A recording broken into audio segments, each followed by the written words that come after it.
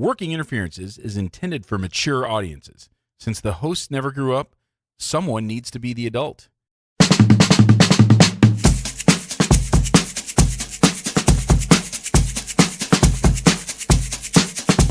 Welcome to Working Interferences with Josh and Lance, the dental advice podcast for the average dentist.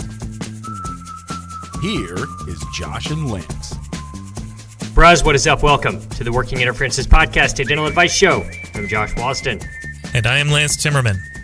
Lance, I just cracked a nice cold Fresca. Let's see if you can get a listen to this. Oh. Nice. I just snapped in a mango-flavored pod into my Juul vape. Oh, okay. Summer's here, buddy. Summer has arrived. Summer is here. It's Memorial Day. Okay. Which to me is the start of summer. It's 90 degrees here, probably 70 there, I would guess. Yeah, it's something like that. Today was actually nice and sunny, so I actually I was productive today. I changed my light bulb. Why? Because it's been out for 2 months. 2 months? I kept meaning to do something. I'm like, I'm going to get pulled over. And so I YouTubed it to see how hard it was. I'm like, oh, that doesn't look too hard. Trust me, it's a f***ing pain in the ass. Yeah, you have a German car, right? Yeah, I've done it on all my other American cars, or when I had a Honda, easy as pie. This piece of shit took me 2.5 hours. Now you gotta have took the wheel off. You gotta have some weird German instrument, probably. Weird took the German whole fender off. It was just, I had the whole thing disassembled just for one bulb, but it's done. That's why you pay a dealership to do it. I was sitting there thinking there was like $700 to change this damn thing, and I think I can do this. What's your time worth, though? That's the thing. That was the point. After I'm all done, I'm going, you know what? I'm worth more than that. What's your time worth? You're right. That's exactly right. That's why I don't do any of this stuff. So all I do is I leave work, I crack open Frescas, and I suck on my mango Juul. That's it. You win. That's all I got time for. You win. So Memorial Day means one thing, Lance. We talked about it last year. Did we? Talk about it again this year. The Murph Challenge. Okay, I did see a bunch of Murphs, and I was trying to remember why I knew again, that. Shocking to everybody, neither one of us did a Murph challenge today. No, not at all. Let's brief the audience and remind them what the Murph is. It's a 1 mile run. Uh-huh. That's not a problem. I'm already out. 100 pull-ups. That's the killer right there. The 100 pull-ups to me is it in a row or just you can eventually? Break it up however you want. Give me a week and I got it. No, I didn't just be in one session. Okay. But you could do 20, then do 20 push-ups, and then do 20 pull-ups. However you want to do it, you can do it. But the 100 pull-ups is a lot. It is a lot. 200 push-ups. Again, it's a lot, but I think it's doable. Mm-hmm. 300 squats, again, doable, and then a mile run. And you're supposed to be doing this in a 20-pound vest or some kind of body armor. Yeah, unless it's like gold lame, I'm out. So the Murph has to do with Michael P. Murphy, and let's see if it's we read this last year. Yeah. I guess it did not. The website doesn't have a ton of information. No, it just says it says why we do the Murph. The Murph Challenge is an official fundraiser for the Lieutenant Michael P. Murphy Memorial Scholarship Foundation, presented by Forged. But it doesn't say, who he did. Okay. What he did. What he did, yeah. What he did. Here's some more information, but it's kind of buried. We can speculate on who. Lieutenant Michael P. Murphy, United States Navy SEAL, May 7th, 1976 through June 28th, 2005. He was an officer in charge of a 4-man SEAL element in support of Operation Red Wings, which I think has to do with playing hockey in Detroit. Chicago, yeah. Oh, Detroit, He was tasked with finding a key anti-coalition militia commander near Azadbadab. Yeah, that's just somewhere in Afghanistan. Shortly after inserting into the objective area, the SEALs were spotted by 3 goat herders. Jesus Christ. Who were initially detained and then released. As believed the goat herders immediately reported the SEALs' presence to Taliban fighters. Always kill a goat herder. You know, they're we need always more. kill the goat herder. I feel like this has been every movie, right? It's Exactly. like the goat herder sees them. I feel like this has been in a million movies, and then they let go of the goat herder, and then the goat herder squeals on him. Isn't that the definition of MacGuffin? It's a goat herder. Yes, exactly. Right, 100%. Lieutenant Murphy fought on, allowing one member of his team, Marcus Luttrell, to escape before he was killed for selflessness. Michael T. Murphy was posthumously awarded with the Congressional Medal of Honor on October 27th, 2007. We honor sacrifice and memory through the Murph Challenge. Find out more about Michael Murphy at the Memorial Foundation created in his name. I believe that this is the story that the movie Lone Survivor is made about with Mark Wahlberg. So Okay. All right. You got some Lieutenant good vibrations. Michael Murphy, we appreciate your sacrifice. We will not forget. Maybe one day I will do your challenge. What are the odds? It's the 100 pull-ups, man. That's the hard one. Yeah. Let's look at the leaderboard. Now, the leaderboard has some interesting things. Okay. This person, Jennifer Rotkamp, All right. completed this in supposedly 19 minutes. But it says Jesus that Christ. it says modified. So I think that means that she took something out because like she had like a shoulder injury or something. There's just no way possible that somebody could complete this in 19 minutes. So I'm looking at the leaderboard and I'm sort of mentally taking out everybody that says modified. Yeah. So Joseph East is the shortest time where it says RX, which I guess means as prescribed, which means exactly as it says to be done. He's at the UFC gym in Mililani, Hawaii. Mm-hmm. He did this as prescribed in 22 minutes, 18 seconds. God, that's amazing. I mean, because look, what a 4-minute mile is like world class. So there's 8 minutes. Yeah, right that's there. Olympic. I mean, that's like Olympic Yeah. contending in the Olympics. So let's say he ran, 8 minutes per mile, 16. That means he did 100 pull-ups, 200 push-ups. So he probably ran 7-minute miles. That's 14. That gives him 8 minutes to do 100 pull-ups, 200 push-ups, 300 squats. I just Chris, don't. yeah, Wow, it's it's mind blowing.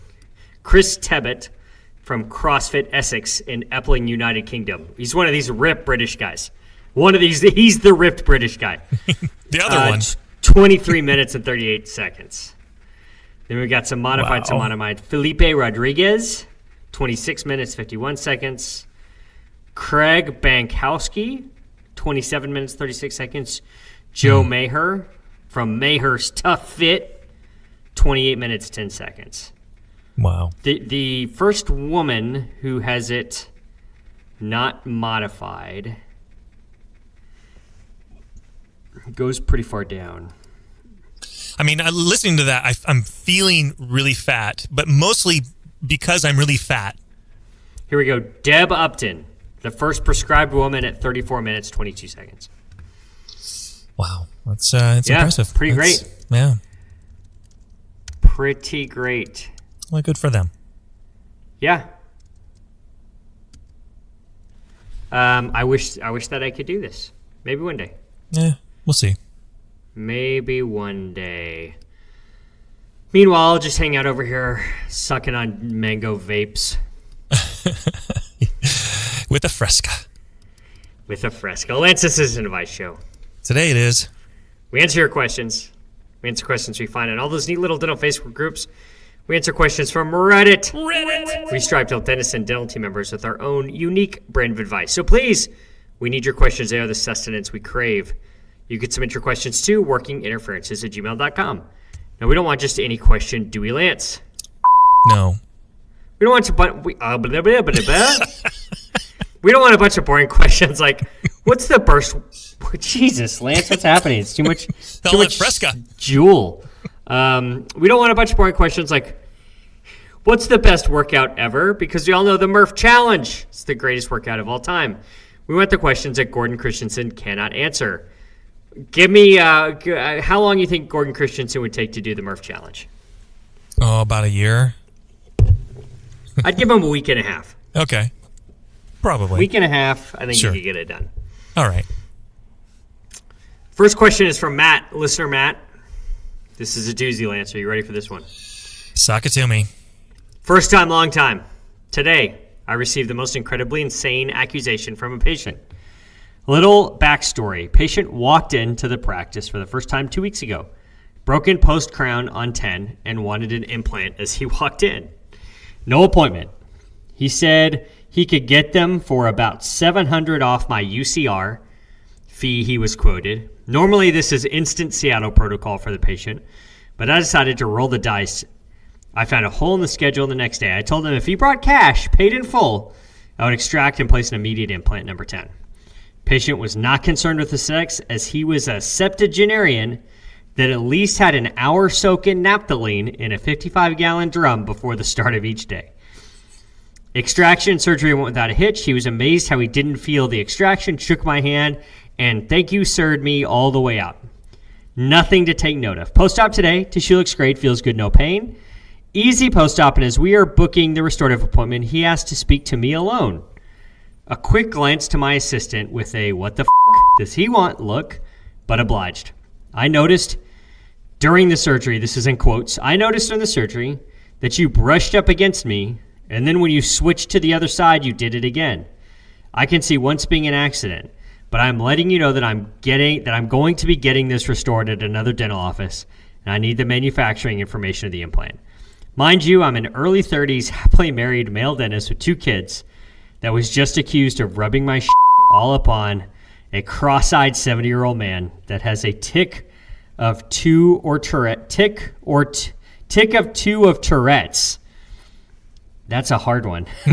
Wow. Yeah. That smells like a box of sheets in your great-grandmother's attic that hasn't been opened since the Great Depression. How do I handle said accusation? This is wild. Wow.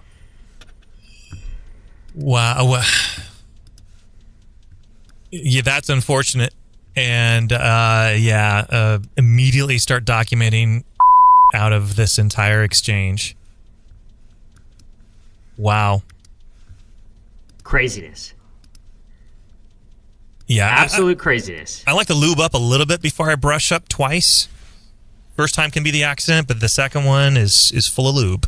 So he's referring to that Matt brushes nether junk. regions across him. Yeah. It sounds like he's probably going from right side, going around 12 o'clock to the left side and back. And I guess his operatory is a little cramped.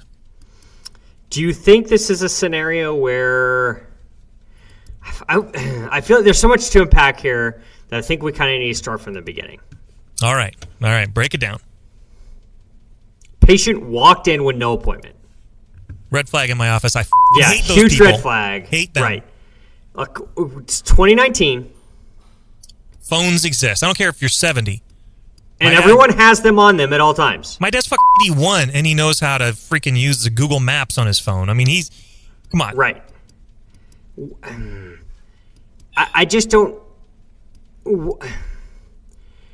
My front desk is trained, even though I might be sitting back in the back playing on Facebook and and they will say, no, we'll make you an appointment tomorrow. No matter what, we're taking control of the situation from day number 1. Was this ever okay to just drop in? Jesus, my dogs are going nuts in the back. I don't know what to tell. Was it ever okay just to drop in? Ever? Maybe in Mayberry, but not here. No. I looked it up. I think Matt's in the Boston area. Okay. It's even worse. No, it's your big city people. We respect schedules and time and things. So you walk in, great. You're walking in to make an appointment that you could have done over the phone. Sorry you wasted your time and effort to get here. Unless you're bleeding out your eye with Ebola, you're coming back when we say it's okay. Yeah, so he walks in and then starts talking, starts talking fees, right? Yeah. So he says, I can get that for $700 less. Now, I am absolutely okay with saying, like, I got a hole in my schedule. You're willing to pay cash? Yeah, I'll play a little bit. Yeah, but here's an example. The Seattle Protocol was the right move. You didn't, and it proved why the Seattle Protocol is so successful. So here's my thoughts. is that it's obvious that this guy is financially minded, right? Sure. He's already demonstrated Yeah. that money is the driving force, I guess I would say here, right? Uh-huh. And I think he's setting himself up, or he's setting Matt up to be able to say, wait a second, what are you so upset? How about taking another couple $100 off or whatever? Yeah. That's what he wants. And I think this is all a play for that. I don't think Matt ever brushed up against him. Right. Honestly. Very, very good chance that it's a complete fabrication. And it was, now I'm going to, and I had this same situation happen about 8 years ago, where this guy was for implants, but he had other things he wanted to do. We kind of came up with a big package, what the grand total of all of it would be, and a big package. It was all about the package, and so we had finished it, but then something didn't quite go right. We were including sleep apnea appliance, and he didn't like the first one, no matter how many adjustments I did. So it was cheaper for me just to make him a completely different appliance. And then he decided it just didn't fit the way that it should. And long story short, he threatened to report me to the board if I didn't just refund all of the money. For everything. Yeah. And I'm like, good luck with that one. I've documented this well. Everything about this is perfect. No, knock yourself out. And it went away. The guy was a blowhard. I knew I would have won had I fought it, but it reminds me of that guy, that kind of thing, where they fronted the money, but they had every intention to get it back. So it's all just a scheme. Yeah, it's just scheming. This guy's scheming. He was going to get the money back that he paid for this, go someplace else for the restorative work, the final part, and probably going to screw that guy. I feel like this is a scheme. I totally feel like this is a scheme. Yep. Have you ever been accused of anything like this with the patient? Rubbing my junk? Yeah, or like any, because I have a tendency, like sort of my goodbye to somebody is I just kind of as I'm getting up, I just sort of tap them on the shoulder a little bit, and say, oh, have a great day or whatever, right? So yeah, and I do this to literally every single person that walks through the door, or every person that leaves is just a little like hand on the shoulder, thank you so much, have a good day. But I've never had anybody. That's the most I do as well. I do believe that little tap on the shoulder, that connection, that physical connection there. Right. It never leaves the sort of like deltoid area. Right. Yep. But do you think that like at some point someone could accuse either one of us? Not if you're just touching deltoid. Anywhere else they can misinterpret and yell and scream and make noise and no. But yeah, I tried to, if I'm ever going to go across the 12 o'clock, I'm leaving the operatory coming from the other side. I just know that it's too tight. It's just too likely to have something. Maybe it's just me, and I'm not very physically impressive. Okay. I'm not sure I could move from right side to left side without thrusting my pelvis forward. Yeah. To rub my junk against somebody. Maybe we need to try it next time we're in the same room, Lance. Okay. To see, but I'm feeling like I'm not sure I can. Yeah, we can do the junk test next time you visit me in Seattle, which will be the first time you visit me in Seattle. The last time I was ever in Woodinville. It's a long way away. Okay. I just feel like this guy's working a scam. I do too. I just feel like this last minute walking in, all of this just points to scam. Yeah. So the best thing to do is refund. If he's prepaid for the restorative part, give him that part back. You've already done the work. Right. Don't comp him anything for the extraction and for the implant. Exactly. And say, be my guest, brother. Yep. Be my guest. Be my guest. Put my junk to your face. Again. I couldn't come up with the words fast enough. I don't know. This is a screw job by this guy. This guy is absolutely totally trying to set you up to say, oh my God, I'm so sorry, here's money. Yep. And I get the feeling that a lot of dentists are that way. And would acquiesce with the first hint of this. Yeah, I don't want a headache. Yeah. How much is it going to take for you to go away? Yep. Sometimes I'm okay with paying that tax, but not in this situation. Yeah. Sometimes I am, but most of the time it's like, hold my beer, I got this. Yeah. What is naphthalene? It sounds nasty. Let's look it up. Naphthalene. Naphthalene is a white, volatile, solid, polycyclic hydrocarbon with a strong mothball odor. Nice pull, Matt. Jeez. There it is. Wow. Naphthalene is obtained. I feel like I remember doing something with naphthalene from organic chemistry.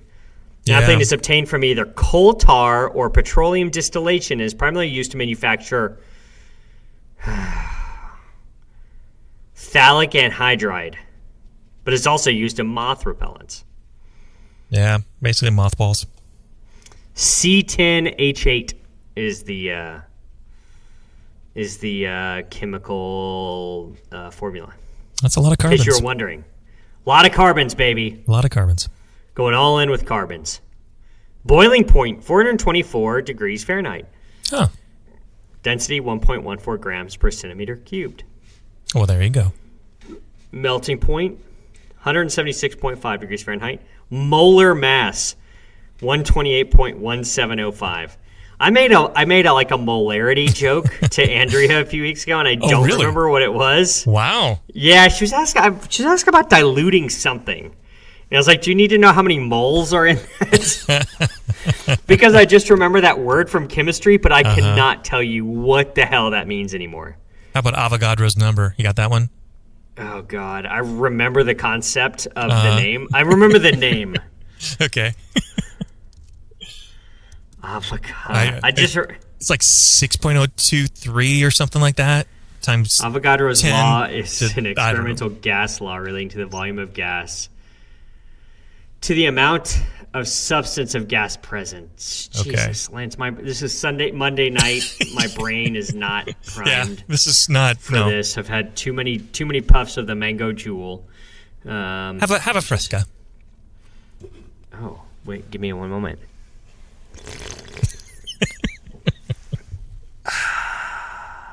Oh, that's delightful, Lance. It is a delight. Listen, I will ride or die with Fresca. Okay. Okay. Yeah. Oh yeah. It's hot. It's a great hot weather like summer soft drink. It's fantastic. And I'll be honest, it is an underrated mixer. It really is. You take a shot of Tito's to a Fresca over ice. That, my friend, is an amazing summer drink. And it has nothing to do with being feminine or anything like that. I will ride or die with that, with Fresca and vodka, with Fresca and Tito's. Tito's and Fresca, would you call it a Tesca, or what's the name? Yeah, Tesca, that's a good one, or a Tresca. Tresca? Or Fresquito, maybe. Or Fritos? Fritos, yeah, Frito. I will ride or die with that as a drink. My mentor had a 70th birthday party a couple weeks ago, surprise party. Oh, wow. And his son is going to dental school and was hanging out. I was hanging out with him. And Andrew was telling me about White Claws, which are the alcoholic seltzers. Okay. And he is like all about the White Claw. And so I'm going to have to get some, but it wasn't uncommon. Like for the last few summers, hanging out around the pool, we would crack open like a bubbly or a, any of the flavored seltzer waters and throw a shot of Tito's in that as well. So I feel like that's the same concept, just all in a can. You don't have to mix it. Nice. We had a big wine party. I saw that on Facebook, and again, wasn't invited there. So, well, so here's the deal. We do this every May, it seems like. Okay. Sometime around this time of year. All right. And the name of the party is literally, we have too much wine. Mm-hmm. And so at this we have too much wine party, we invite like 6 couples, 7 couples. Put the keys in the bowl. Ends up being about 18 people. And we just open bottles of wine and enjoy them. This year I decided to put together a tasting. So we had a tasting menu. So we had 3 different tastings. We did a Pinot Noir that was like $25 price point per bottle. We did a Pinot Noir that's like an $85 price point per bottle. Okay. So you can kind of taste the difference. But they're blind, so we tasted one first, then the other, and we saw which one do you like, which one do you not like, whatever, which one's better. And then I would give out the, which one's more, which one's which. Then we did a Cabernet Sauvignon. We did like an $80 bottle and then like a $350 bottle. Oh. And then we did a red blend, and we did like an $80 bottle and a $220 bottle, something like that. So people could kind of taste the difference between, all right, expensive and it kind of, sometimes they like the cheaper one better or whatever, which is kind of a good principle to learn in wine. That it's not all about the price tag. But we had 16 people here. Okay. Total, we knocked out 18 full bottles, all right. 16 full bottles and 4 partials. Okay. So we did pretty good. Yeah. Now we just have 535 bottles of wine at the house. I'm not lying. That's literally it. I literally just had to buy a new wine fridge to fill with Woodinville and Red Mountain wines. We literally had 12 cases of Washington State wines that needed to be put away, and we didn't have space for them in either of our 2 other 177 count wine fridges. So we had to get another 177 count wine fridge, and now that one's like 80% full. Wow.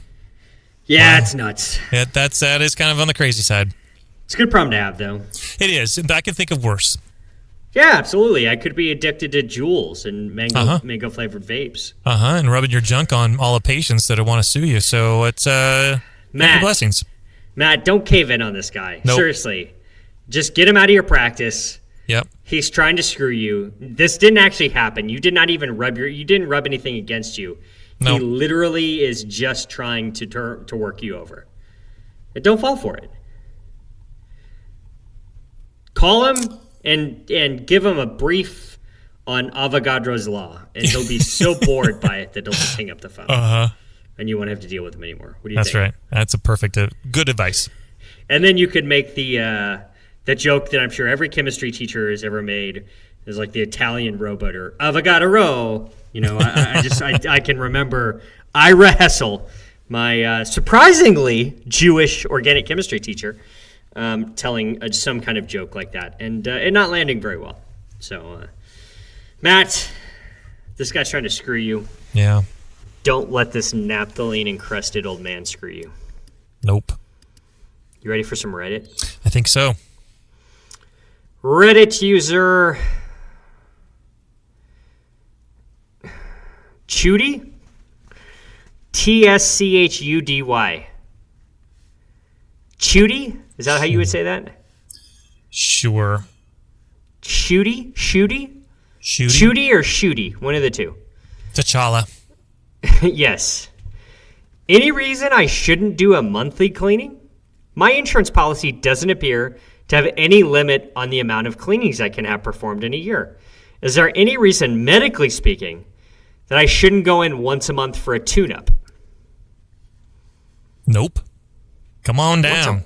Once a month? I mean, well, sure. It. 8 times a day, brother. Like, I'll just fill your day every day. Yeah, I see it at noon every day. I mean, that'd be so sweet. I've always wondered, and it's a little harder now, and maybe you could tell with Obama, both Obama and Clinton. It's harder with Trump.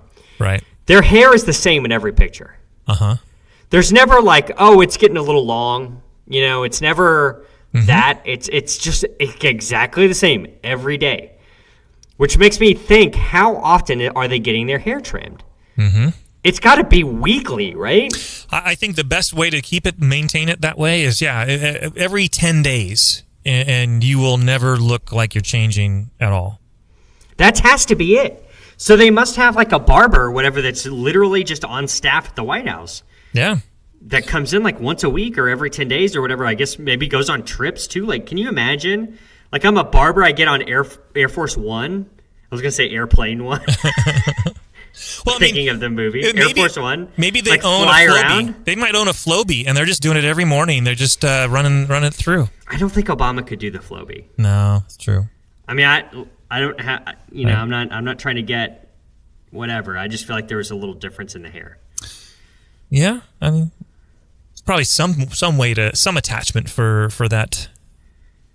Do you feel? I'm not sure that Obama. Do you think once a week he could go in and talk about that Joe Frazier was a better fighter than Rocky Marciano? Joe Frazier. It's a Coming to America joke. If you haven't seen Coming to America, go see Coming to America. It's amazing. There's amazing barbershop scenes in there. Yeah. Coming to America too. Soon. That comes from. They're working on number 2. Yeah, I hear that. I would be excited for that if anytime there's a sequel, it didn't ruin it for for whatever childhood movie. And there's that. I held dear. So, all right. So once a month. I mean, honestly, you've heard the anecdotal, and maybe it's been proven, and I didn't realize it's absolute fact. But I mean, do you know why the insurance covers it twice a year? I mean, where did they come up with this policy if we'll pay for it twice a year? The ADA suggested it at some point, but I don't know where they got the data for that. So the story that I've been told was that it came from the Ipana toothpaste commercial. And at the very end of the commercial in the 50s, they said, be sure to use Ipana toothpaste and see your dentist twice a year. And so then they decided, okay, yeah, when dental insurance kind of came out right around that same time, they said, yeah, we're going to go with the twice a year thing. You said Ipana toothpaste? Yeah. Remember Spell that for me. I've never heard of it. Ipana, I-P-A-N-A. Do you ever see the movie Grease? Yeah. With Olivia Newton-John and... I have to admit something here, Lance. You've never seen Grease? I literally have never seen Grease. Okay. Well, there's a famous... I don't want to. Okay. It's a great movie. It is good. It's worth it. I'm out. I'm just out on Grease. Okay. All right. Well, there's a scene where they're having a little slumber party, and this one TV commercial is one of the girls is mimicking the commercial itself. And she goes, brusha, brusha, brusha. And it's this like beaver is brushing his teeth. And it was for Ipana toothpaste. And it was apparently... Yeah, look at this beaver. I found it under Google Images. Yeah. This beaver. Hexafluoride, looks like is what it has. Yeah, so they had the slumber party and she was brushing her beaver. Brush. Get the new Ipana. It's dandy for your teeth, Bucky Beaver. There you go. It looks like they still have a kid's toothpaste. Oh, all right. Because this looks new. Wow. Yeah, Grease 1978. And ironically enough, that's episode number 78 we're doing today. Oh, yeah. Hey, how about that? Yeah. It all comes around, Lance. It all comes around. At least I do. It's because... It's going to make some kind of quantum theory joke about multiple universes, but yours was better. Yours was better. Yeah, so there was an ad on this. It said 6 months. And that's where it comes from. Allegedly. Any listeners who can verify that or dispute that, let me know. So, what could happen at once a month? Awesome oral health. Could we over-instrument their root surfaces, enamel, whatever? Well, I mean, if you're going to be root planing every freaking time, then yeah, that we might be a little aggressive there. But if you're coming in once a month, you're not going to have that many deposits. Yeah, you're just going to be polishing. Yeah, it's mostly rubber cup. In that situation, I would recommend Proxit by Ivoclar. Absolutely. The best prophy paste for ceramic restorations and for people with fragile enamel. And for people that want to come in once a month. And for people that want to come in once a month. Beautiful diamond paste. How does the insurance not have a frequency limit on this? Yeah, it's got to be something. Every once in a while, I'll hear of someone say, well, I've got insurance. Mine has no limit. Well, yeah, it's got no limit. We did this. I did a full mouth on somebody in October, and she had this insurance, wonderful insurance. It had no limit. Yeah, except for you're only allowed to do 1 crown per year. But there's no max, no annual max. But so just charge $28,000 for that 1 crown, and then you give 27 other crowns for free. Yeah, it's so funny because the way that people will love their policy, they hear the stuff that makes them love it so much, but then when you actually try to use and implement, policy is garbage. It was like a $50,000 case. She got like $500 out of it. We did everything we could to try to get this, that, and the other, and just kept getting denial after denial of reasons why they just wouldn't pay. And we told her that her insurance would be just a luxury. If she got anything, she's lucky. Yeah. So we were right. Agreed. Agreed. Yeah, I mean, this would be cool. Yeah. This would be cool, but so I have a patient who stains pretty heavily, and she comes in every 2 months. Okay. To get like air pro feed. Yeah. It's the only thing that can kind of get the stain off of her teeth with any sort of like there's any amount of reliability. It's the only thing that can do it. And she comes in every 2 months. She had a crazy diet. I mean, No, I don't. She's just a stainer. A lot of curry. Yeah, I mean, those people. She's a white lady. All right. Some people are just stainers, right? Yeah, so she kind of needs it. She doesn't need tartar or anything. It's just stain. And I guess technically there probably is a little bit of tartar there because that's what collects the stain or whatever. Right.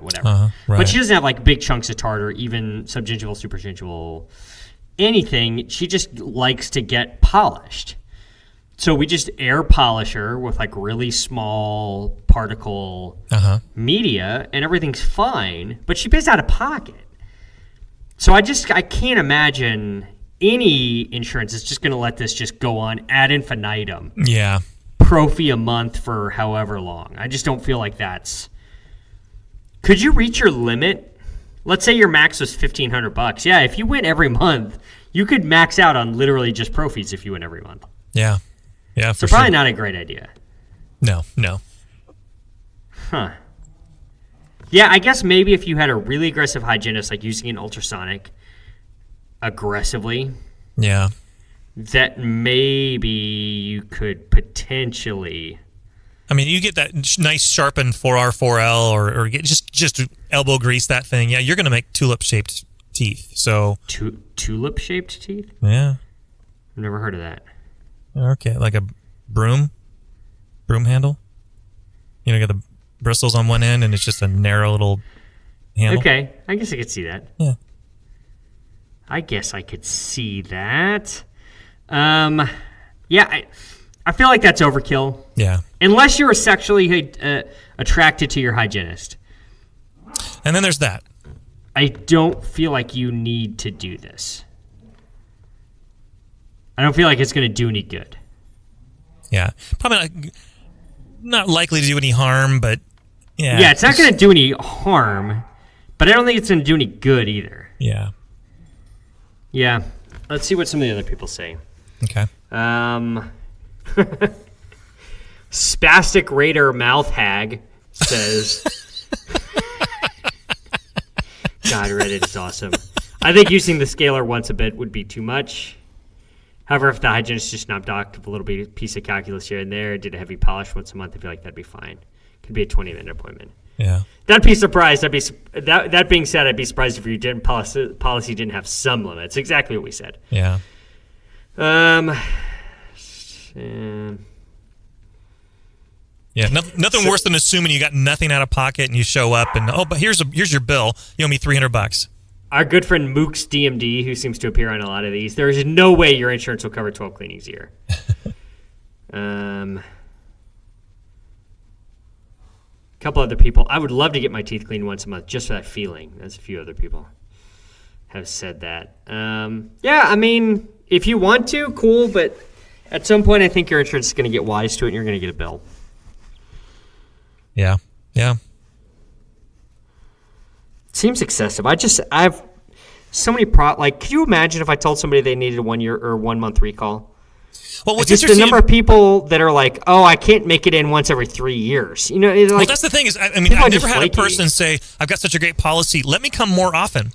Yeah. They never do that. They're always like, okay, great, I could come daily. Okay, I'll see you in 3 years. It's they never want to come that often.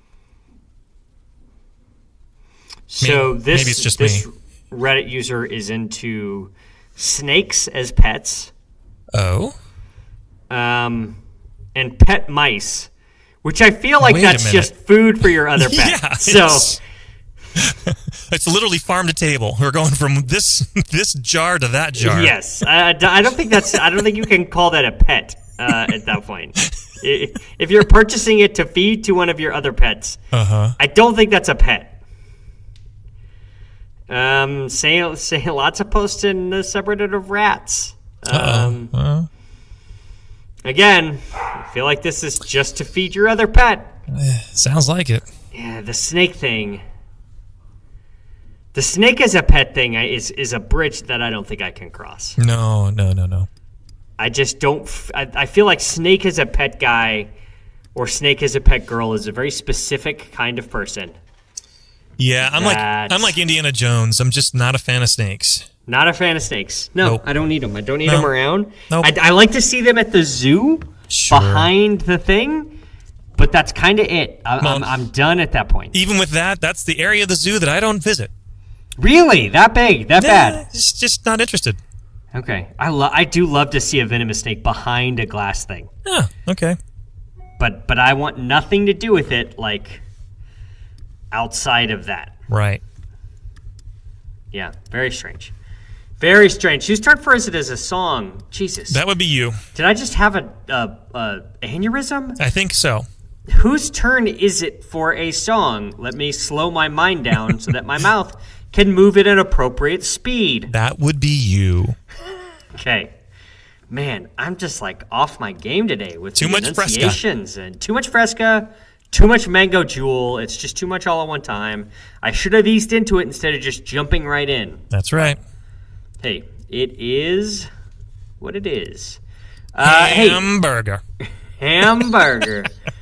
Rate and review us. For the love of Christ, would you rate and review us? What number do you like, Lance? I'm a big fan of 5. I love the number 5. Who doesn't like a 5? I mean, come on. iTunes, Stitcher, Spotify. If you're flicking through Podbean, flick 5 stars. Hit us up on the web, workinginterferences.com. Hit us up on all the social bullshits. Facebook, Working Interferences with Josh and Lance. Twitter, @Winterferences. Instagram, @Winterferences. Lance can be found on Instagram, @DrTimmermanDMD. I can be found on Instagram, @JoshuaAustinDDS. My song tonight comes from a band called the Milk Carton Kids. All right. They are a group of abducted boys. Missing kids. Yeah.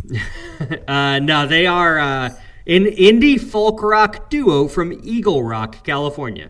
Okay. Which I think Eagle Rock is just like a suburb of LA in the Valley. Okay. Pretty sure. Consisting of singers and guitarist Kenneth Pattengale and Joey Ryan. They began making music together in early 2001. So this song is called Younger Years. I was chilling in the hot tub last night, drinking a Fresca, staring up at the stars, and I had the Spotify going, just based off of Lord Huron, and this song came up, and I really liked it. I thought it was good. So there you go. This is, and I kind of looked into the Milk Carton Kids. I went hunting for them. I went to the post office to try to find posters, and all that, and see who abducted them, solve the mystery. Yeah. Couldn't find anything, but I do like their music. Nice. I do like their music. So this is Younger Years. Jesus, my dogs are like, my dogs must have gotten into the vape juice. That's Lance. right. That'll happen. This is Younger Years by the Milk Carton Kids for Lance Timmerman. This is Josh Austin. Peace. Celebrate the foreskin. Happy Memorial Day.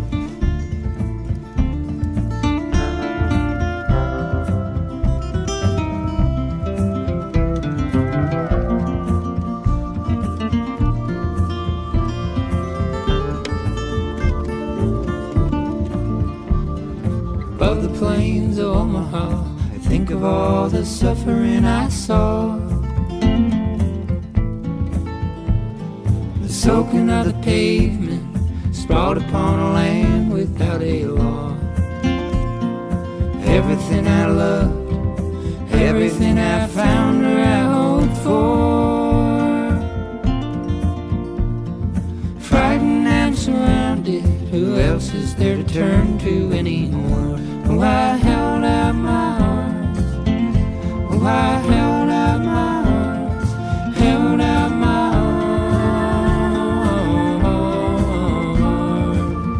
Oh, oh, oh, oh, oh. There was a time I spoke the truth, but my younger years were wasted on my youth. Somewhere I awakened with a crack to a pounding on the roof. Sure, I heard the sound as evidence, or better yet, as proof. I was naked as the day I was born, beneath the fullness of the moon. Oh, I held out my arms. Oh, I held out my arms, held out my arms. Oh, oh, oh, oh, oh.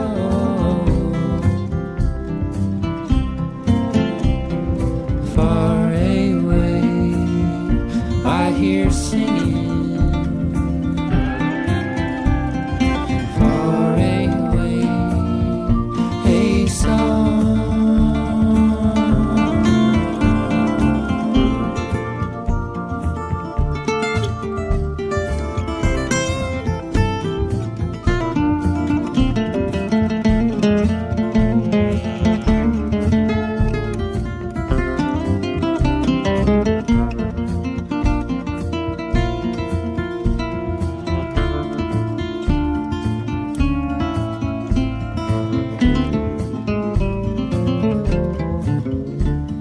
The blinding light of morning came flooding through the window like a friend, like a wild revelation, like a shining invitation to attend, spoken as a prayer, unbroken by despair. I make amends. Love inside our hearts is the only kind of savior we've been sent. Oh, I held out my arms. Oh, I